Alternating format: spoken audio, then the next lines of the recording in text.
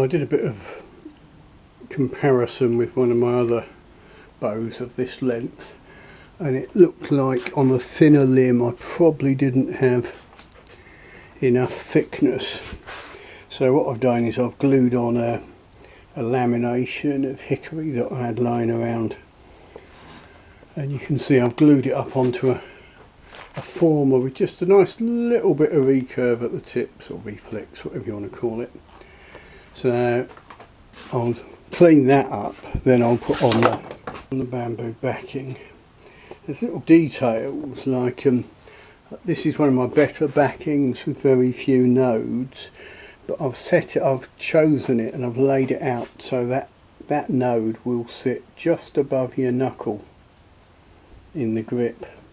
It's just a sort of little bit of attention to detail. It's easy to just not even think about, but it's just making the best use of your materials. So I'll press on with that. Now I've cleaned it up on the bandsaw and belt sander, and I can prepare the bamboo and get that on there. So rather than a backed bow, this is going to end up being a laminate, I suppose. Not the sort of thing I normally do, and it's much more machine intensive. Yeah, a lot more bandsaw, belt sander work.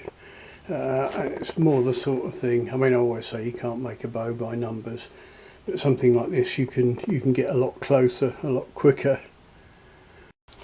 That's the bamboo trimmed up, well, not trimmed up, planed and sanded. Gives you an idea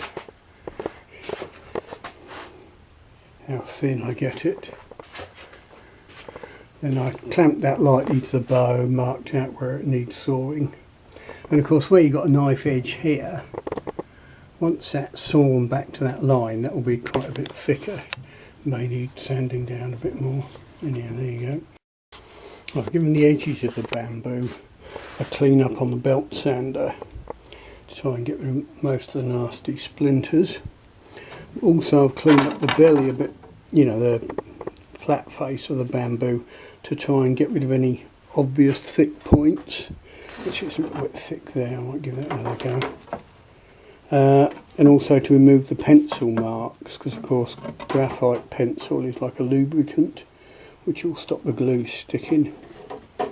So yeah, I think I'll sand that area down a little bit more before gluing it up. Yeah, this is the replacement for the one that exploded.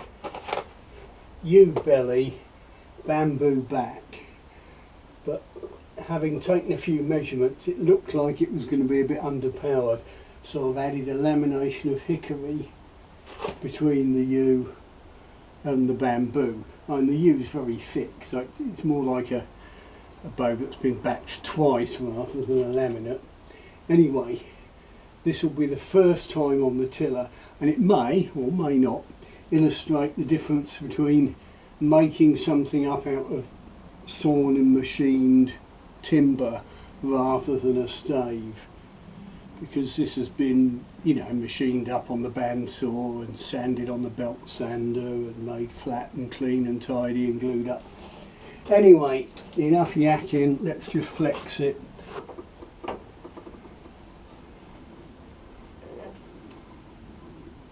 $50, $60, $70, is it?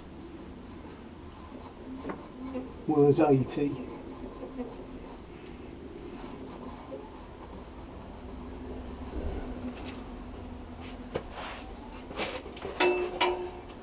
Oof. Well, that was about 90 at 15, so I don't want to well, my actual target is probably 90, but my mate Rob originally wanted 70 at 29 inches for shooting in the woods, you know, 3D.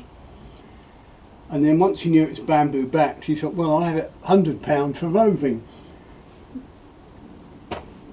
I hedged my bets and said 90, but we'll see how it progresses, what it looks like. The target's notionally 90 plus or minus 5, but if I can get to 100 I might do. I was just a bit nervy after the last one because it exploded. You know, you get the old bowyer's jitters. But yeah, this looks quite nice. Be interesting to see how much tillering it needs. I mean, the taper was just roughed out by eye, and it's still fairly, just check it, it's been sanded a bit since then, so 33.12 at the arrow path. Well, that's quite nice. That's probably a decent, that's probably not far off finished dimensions, but obviously the tips will come in a lot more. It'll get that, you know, that taper on that last third of the limb, last quarter, third. You get that sort of Spitfire wing, you know. Some people make them their even taper from the centre to the tip, and yeah, it just doesn't have that nice look. Anyway, that's a decent start.